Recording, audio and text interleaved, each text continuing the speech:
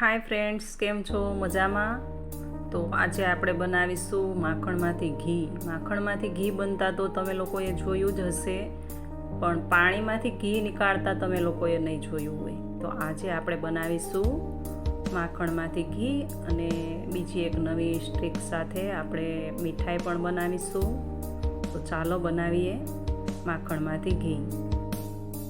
તો બિલકુલ નવી ટ્રીક સાથે આપણે બનાવીશું માખણમાંથી ઘી અને એક મીઠાઈ પણ. તો કદાચ તમે પહેલી વખત જોશો તો વિડીયો પૂરો જોજો.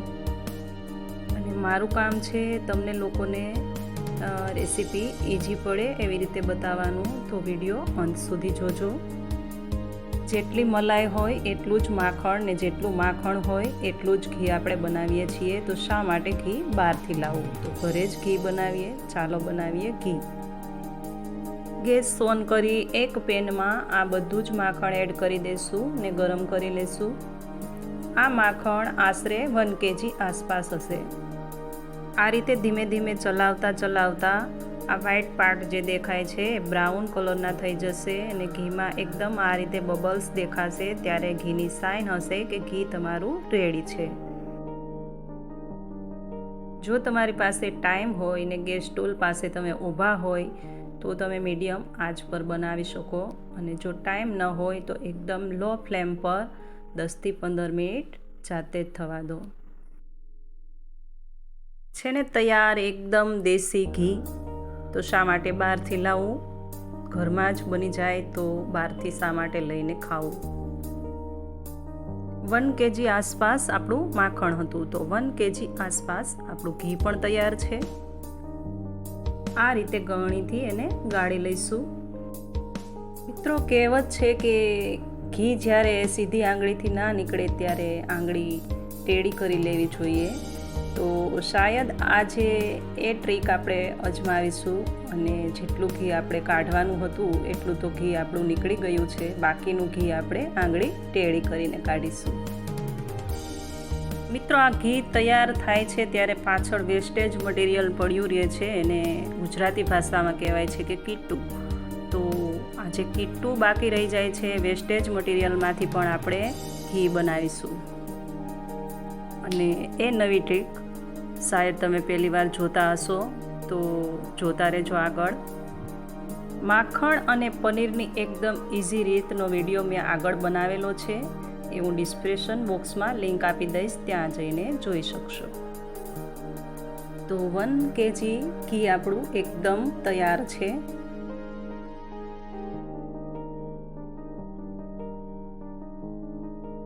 તો ચાલો નવી ટ્રીક સાથે આપણે આ વેસ્ટેજ મટીરિયલ કીટુમાંથી પાછું ઘી કાઢી લઈએ. જે બચેલું ઘી છે એ બહુ મહેનત કરવા છતાં પણ નીકળતું નથી. તો આજે આપણે એકદમ આસાની ટ્રીકથી ઘી કાઢીશું. આ કીટુને ગેસ ઓન કરી એક પેનમાં રાખી 1 થી 2 ગ્લાસ પાણી એડ કરી દો અને એકદમ સરસ રીતે ઉકાળી લો. પછી ઓવરનાઇટ ફ્રીજમાં મૂકી દો.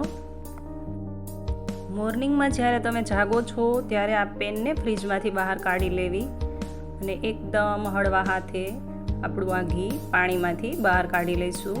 પરફેક્ટ રીતે એકદમ ઇઝી રીતે આપણું ઘી બહાર નીકળી જશે. છે ને નવી ટ્રીક? હું નવી ટ્રીક લઈને આવું છું. બસ તમે ખાલી મને સપોર્ટ કરો અને મારા વિડીયા જોતા રહો. લાઈક કરો, કોમેન્ટ કરો, કોઈ અન્ય જગ્યાએ શેર કરો અને મારી ચેનલને સબસ્ક્રાઈબ કરો. ગુજરાતી જે કહેવત છે ને કે ઘી સીધી આંગળીએથી ના નીકળે તો આંગળી ટેડી કરી લેવી જોઈએ, એ કહેવત તો મને એવું લાગે છે કે આના પર પરફેક્ટ બેસે છે.